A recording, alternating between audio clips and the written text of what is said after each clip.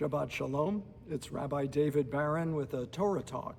I hope everyone is enjoying their summer time and relaxing and having a really great time. We wish all of you a safe and enjoyable summer. If you're traveling, say the prayer for a safe journey.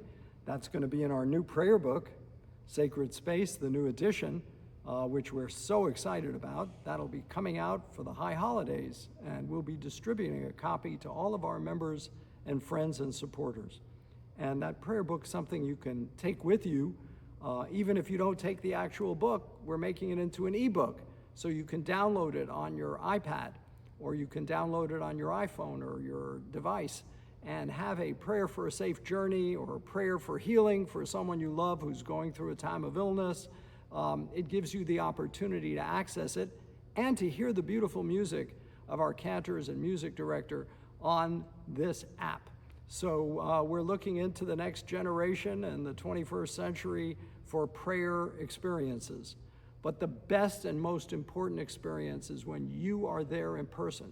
There's no substitute for that. In fact, one of the symbols that's talked about in this week's Torah portion, Akev, from the book of Deuteronomy, where Moses is exhorting the people, he's giving them what Jewish tradition calls tochecha, admonitions.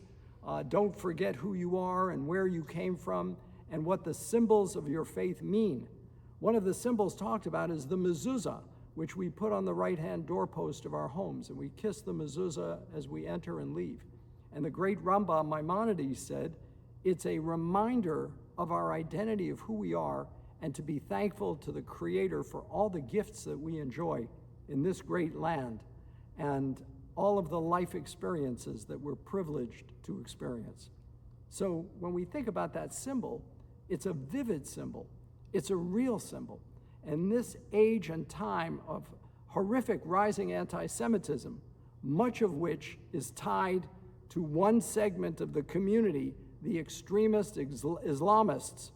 You know, this recent stabbing that took place in New York that is so deplorable is undoubtedly in part due to the callousness of New York's mayor, Mandami, and his anti-Israel comments that are so virulent and extreme.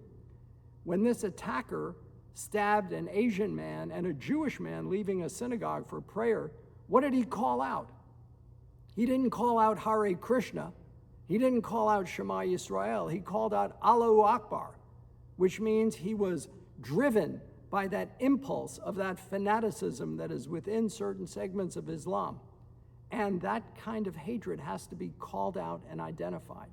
And what it calls upon us to do is stand proudly in our faith, put that mezuzah on our doorpost, wear our Jewish star, our chai, wear our kippah in appropriate times, be proud of who we are and what we've accomplished for ourselves and for humanity at large. The great percentage of Jews who are Nobel laureates is an indication that we give not just to our people, we give to humanity in the sciences, in art, in the humanities, all of the many gifts that the Jewish people have given mankind. And we can take great pride in our American Jewish heritage as well, going back to pre-Revolutionary War communities, Jewish communities who lived and flourished in these United States of America.